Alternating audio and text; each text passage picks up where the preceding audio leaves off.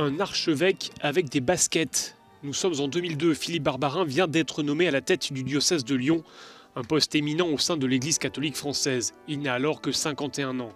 En jogging sur la colline de Fourvière ou à vélo dans les rues de Rome, il soigne son image d'un homme qui veut aller de l'avant. Son ascension rapide est suivie au Vatican. C'est Jean-Paul II qui le crée cardinal en 2003. À ce titre, Philippe Barbarin participe à l'élection de Benoît XVI en étant le plus jeune du conclave. Il se rend régulièrement à Rome, on le dit proche du pape François.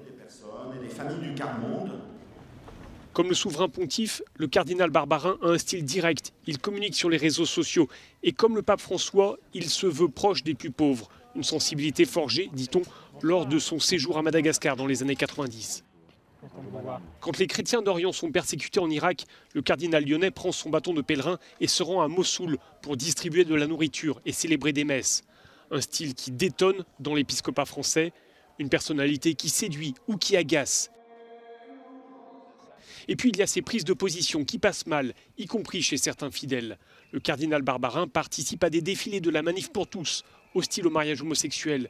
Il s'oppose à l'avortement et au préservatif. Conservateur sur les sujets de société, il est somme toute fidèle au dogme de l'Église catholique.